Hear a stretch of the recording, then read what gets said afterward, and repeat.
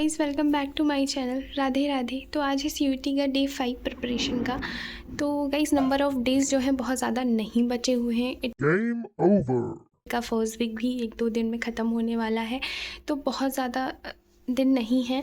तो अब हमें हमारा जो सिलेबस है 30 to 35 डेज़ में कंप्लीट करना है, मतलब टिल 5 मई तक सब कुछ कंप्लीट करना है, ताकि हम 10 to 15 डेज़ अकॉर्डिंग टू हमारे एग्ज़ाम की डेट जो कि अपने आप को दे सकें। जस्ट कि अब जो टू डू लिस्ट बनेगी आज के लिए तो मैंने ये बना दिया है, लेकिन अब जो बनेगी ना वो इसे यहाँ से मैं बता रही हूँ 6 और 7-8 डेज़ का जो 3 डेज़ की लिस्ट होगी ना, वो मतलब एक एग्जैक्ट 1 पेज की होगी। मतलब 3 दिन का एक टू डू लिस्ट, कि 3 दिन में भाई क्या क्या करना है हमको, तो चीज़ होगी। आज की टू डू लिस्ट ये है, तो ये सारी चीज़ें करनी है।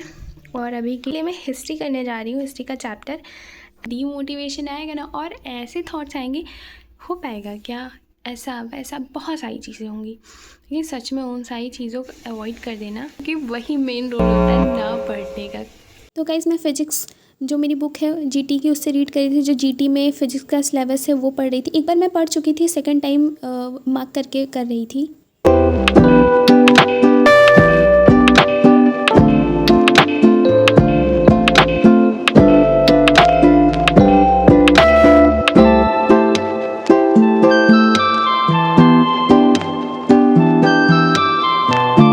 मेरा जो हिस्ट्री का चैप्टर था वो कंप्लीट हो गया है। ये जो हिस्ट्री है उसका ये चैप्टर है,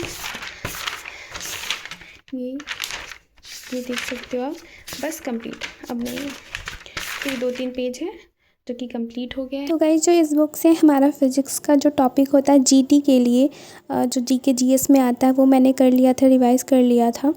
एंड उसके बाद कैलेंडर मैंने कर लिया था, कोडिंग डिकोडिंग भी, और एनालॉजी पर थोड़ा सा मैंने उस पर गैप हो गया ना मुझसे, तो अब मुझे वो क्वेश्चंस ही नहीं बन रहे हैं। तो मैं एक बार 2x में वीडियो करके एक बार उसको फिर से एक बार ऐसे देखूंगी। उसके बाद नंबर सिस्टम में 3 लेक्चर था, 2 कर लिया, बाकी कुछ क्वेश्चन कर लिए थे इस बुक से। एंड बाकी अभी कैलेंडर और क्लॉक है, जो क्लॉक करना है। बाकी कैलेंडर, एनालॉजी, रिकॉर्डिंग ये 2x पे है 30 मिनट का, तो 2x पे ऐसे देख लूँगी। उसके बाद में सारे क्वेश्चन लग जाएंगे, तो एक बार रिकॉल हो जाएगा, क्योंकि अभी गैप कर लिया ना, तो क्वेश्चन अचानक से मैं भूल ही गई इसको, मुझे बन नहीं रहा, मतलब न टफ़ लेवल के में, तो थोड़ा मॉडरेट लेवल नहीं बन रहा है।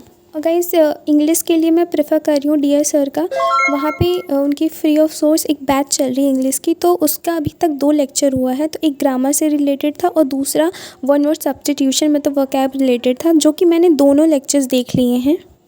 फर्स्ट जो ग्रामर का लेक्चर था कुछ लिखने लायक तो नहीं था, पर मैंने थोड़ा बहुत लिख दिया है कि ठीक है, कोई बात नहीं है।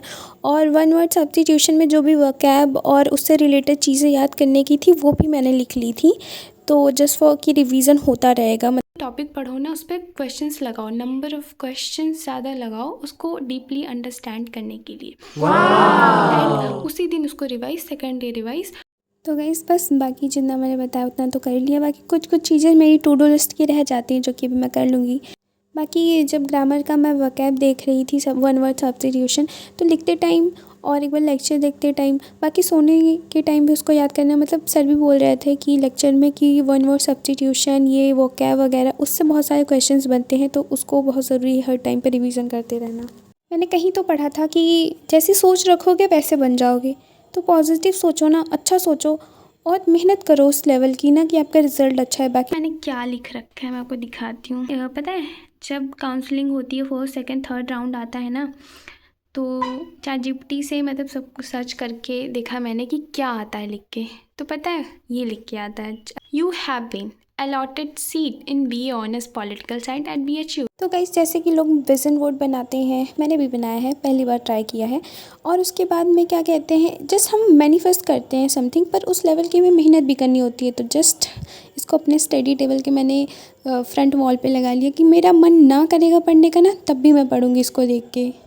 अगर बैच अफोर्ड कर सकते हो, करना चाहो तो कर लो। देखो, जिसको पढ़ना होगा वो बैच से भी पढ़ लेगा, नहीं पढ़ना होगा तो बैच से भी नहीं पढ़ेगा, यूट्यूब से भी पढ़ लेगा।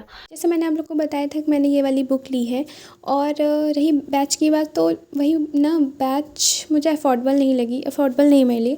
और दूसरी चीज़ वही बोला मैंने ना, जिसको पढ़ना होगा कहीं से भी पढ़ लेगा। तो क्या कहते हैं, इंस्टीड ऑफ बाइंग बैच, मैं उसकी जगह पे कुछ बुक इंक्लूड करूँगी। ये वाली तो थी ही, और ऑनलाइन मॉक टेस्ट वगैरह, तो मैंने ऐसा कुछ सोच रखा है। मिलते हैं आपसे नेक्स्ट ब्लॉग में। With CUT preparation day 6 with more energy, more motivation. Take care, bye bye, and Radhe Radhe. Subscribe कर लेना. Bye bye.